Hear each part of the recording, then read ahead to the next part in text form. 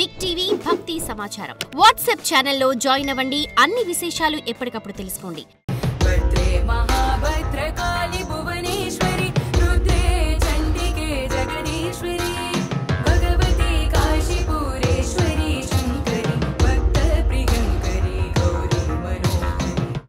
నమస్కారం గురుగారు.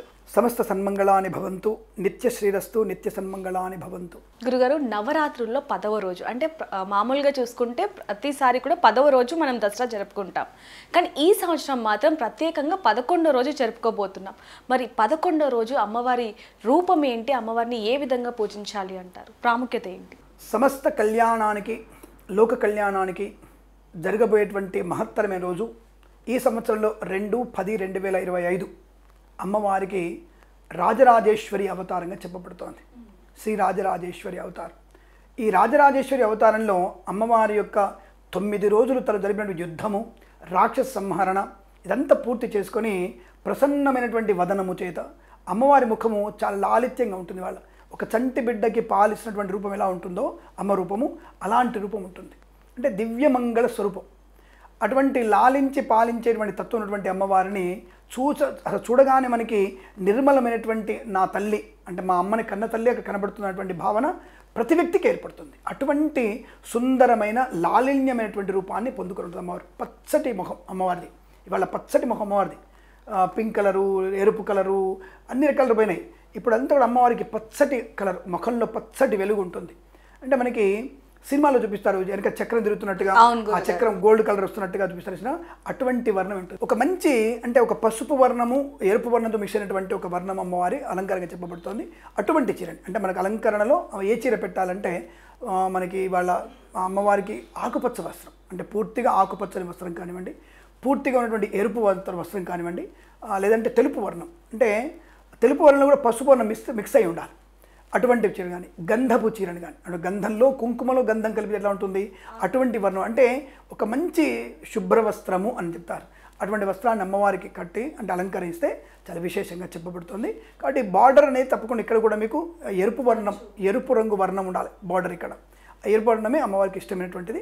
ఆ వర్ణముతోటువంటి చీరని అలంకరింపజేస్తే విశేషమైనటువంటి ప్రయోజనాన్ని పొందుకోవచ్చు. మరి గురుగారు, అమ్మవారికి ఎటువంటి నైవేద్యాలు పెట్టాలి అంటారు? అసలు అద్భుతమైనటువంటిది. ముఖ్యంగా నైవేద్యానికంటే ముందు మనము అమ్మవారి పూజా విధానం విశేషంగా ఉంటుంది. వాళ్ళ ప్రతిరోజు కుంకుమార్చన చేస్తున్నాం కదా, మరి ఈరోజు అలాగంటే ఈరోజు అమ్మవారికి అంటే దేవాలయాలు అయితే వాళ్ళ పొద్దున్నే 4ంటికి అభిషేకం అయిపోతుంది.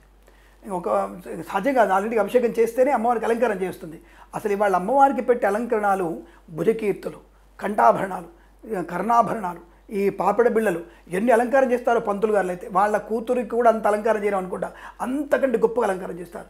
అద్భుతమైనటువంటి రూపంలో కనబడుతున్న అమ్మవారు గుండ్రటి ముఖం అమ్మవారిది. అటువంటి అమ్మవారికి ఈ యొక్క మనం పెట్టినటువంటి గంధపు చీరకు సరిపడేటువంటి వస్త్రాభరణాలు, వజ్ర వైఢూర్య ఆభరణాలు అలంకరింపజేసే ప్రయత్నం చేస్తారు. ఈరోజు అమ్మవారికి ఇష్టమైనటువంటిది కనకాంబరమాల, మల్లెపూల మాలతో అమ్మవారిని పూజ చేయాలి. మల్లెపువ్వులు, కనకాంబరంతో అమ్మవారికి పూజ చేసే ప్రయత్నం చేయాలి. లిల్లీ పూల దండ వేయాలి అమ్మవారికి. లిల్లీ పూలు ఉంటాయి కదా మనకి, ఇది మనకి పొడుగు కాడనటువంటి పూలు.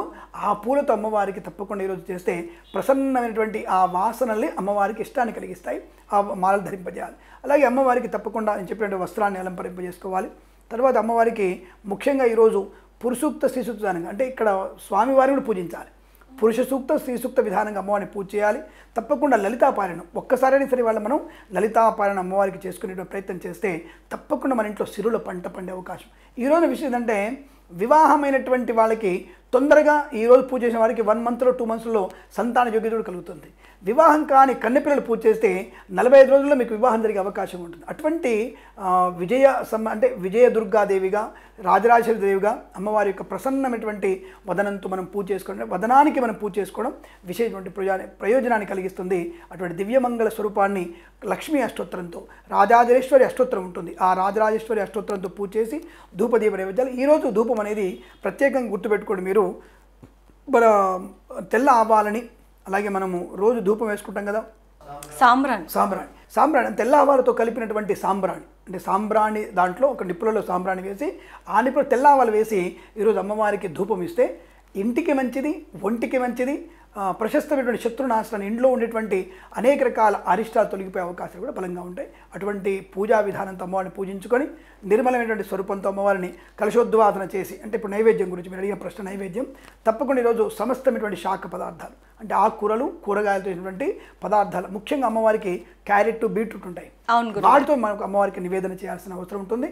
తప్పనిసరిగా పులిహోర, పంచామృతములు అంటే పాలు, పెరుగు, తేనె కలిపినటువంటి పదార్థాలు, అలాగే స్వీట్ పదార్థాలు అమ్మవారికి, అంటే పాయసము. అంటే ఇక్కడ మీరు పాయసం అనగానే ఈ మన బ్యాంబీను తీసుకొచ్చి సేమియా చేస్తున్నారు. సేమియా పాయసం ఇక్కడ ఉపయోగించకూడదు, అది మంచిది కాదు, గుర్తుపెట్టుకోండి. రవ్వ కేసరి పాయసము, బెల్లపన్న పాయసము, క్షీరాన్న పాయసం మాత్రమే, పెసరపప్పు పాయసమే ఉపయోగించాలి. అటువంటి పాయసాన్ని అమ్మవారికి నివేదన చేసి అమ్మవారి అనుగ్రహాన్ని పొందుకొని తదుపరి తీర్థప్రసాదాలు తీసుకున్న తర్వాత అమ్మవారి ఉద్వాసన కూడా ఇప్పుడే యజ్ఞేన యజ్ఞమైజంత దేవా స్థాని ధర్మాన్ని ప్రథమాన్యాసం తేహనాకం మహిమార్సంతే ఎత్ర పూర్వే సాధ్యాసంతి దేవ పునఃపూజాకాలే క్షేమాయ పునరాగమనాయ చమ్మ. 10 రోజులు నాతో పూజలు అందుకున్నావు, 11 రోజు నీ కలశాన్ని ఉద్వాసన చేస్తున్నా అని చెప్పేసి కలశ ఉద్వాసన చేసి ఆ నీళ్ళని మన ఇంటిలో మన ఒంటి మీద చల్లుకొని అమ్మవారి అనుగ్రహాన్ని పొందుకొని ఆశీర్వచనం అందుకోవాలి. ఇది 11 రోజుల, ఈసారి 11 రోజుల సమస్తమైనటువంటి శుభమంగళ ప్రయోజనకరమైనటువంటి నవరాత్రి ఉత్సవాలు. ధన్యవాదాలు గురుగారు. అఖండ ఆయురారోగ్యేశ్వరుడు. సర్వే జన సుఖినో భవంతు. లోక కళ్యాణమస్తు. ప్రేమతో మీ Kiran Sharma. For more videos like this, subscribe Big TV channel.